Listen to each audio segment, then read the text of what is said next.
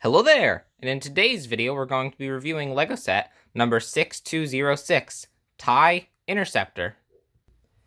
The first and only minifigure in this set is the Imperial TIE Pilot, and now, as you probably have already noticed, the helmet on this minifigure is just a black one of the original Stormtrooper helmet, but with different printing on it.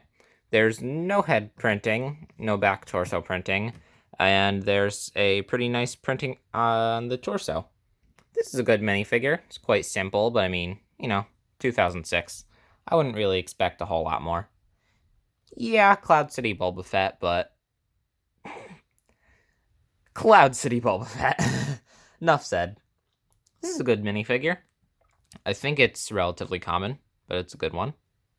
So now, let's look at the build of the set. The one and only build of the set is the TIE Interceptor, and this thing looks really nice. Holding it, it does feel a little flimsy, but it's not, trust me.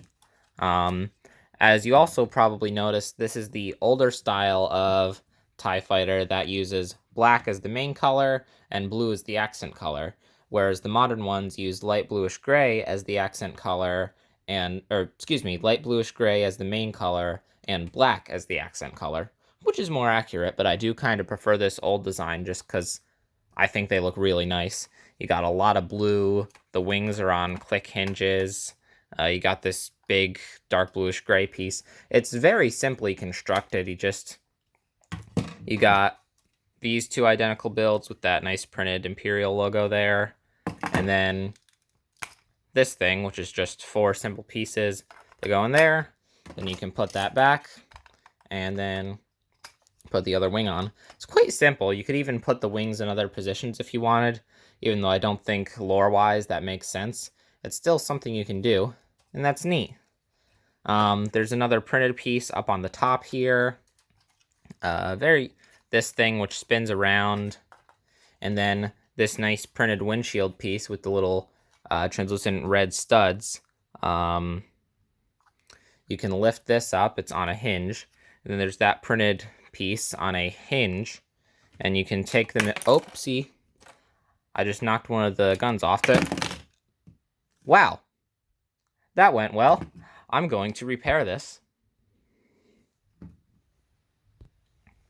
Apologies, I've repaired it.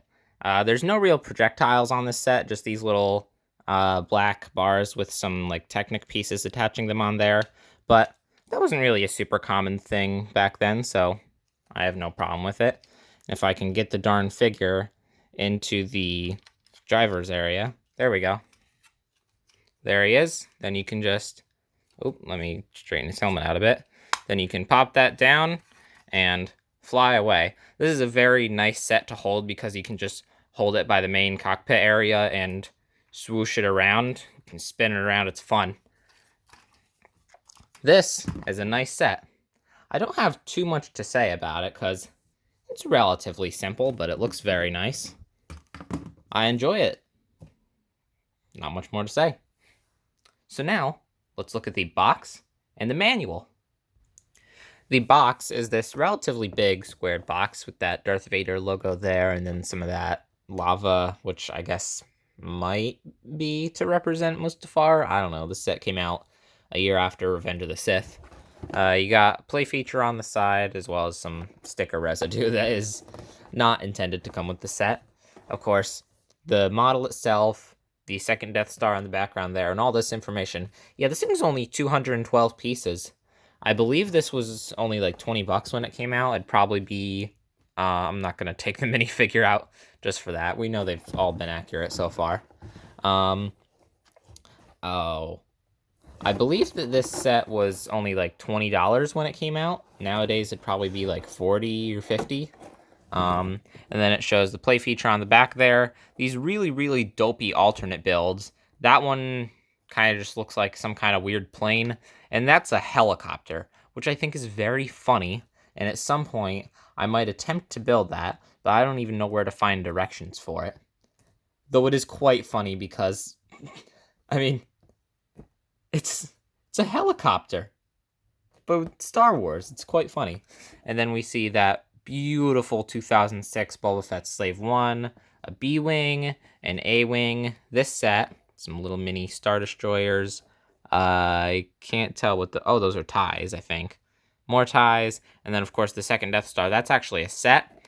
If you didn't know that exists and you want it, hope you got a full wallet, because I know they go for a lot. As you can see, this box isn't in perfect condition, but for a set that's like, what, 17 years old as of me filming this, could be a lot worse. So now, let's look at the instruction manual. The manual is one of these simple rectangle ones. Open it up, not much there. Go to the back, and it's actually got this pretty cool thing for like mailing in to get the catalogs and magazines. And I believe that's the old like Lego P.O. box, so I'm okay to show that on YouTube. And of course, American and Canadian flags. I just think that's neat. Then go to the next page. You got more Lego Club things, the dopey alt builds, pieces back here, and then you got the B-Wing, A-Wing.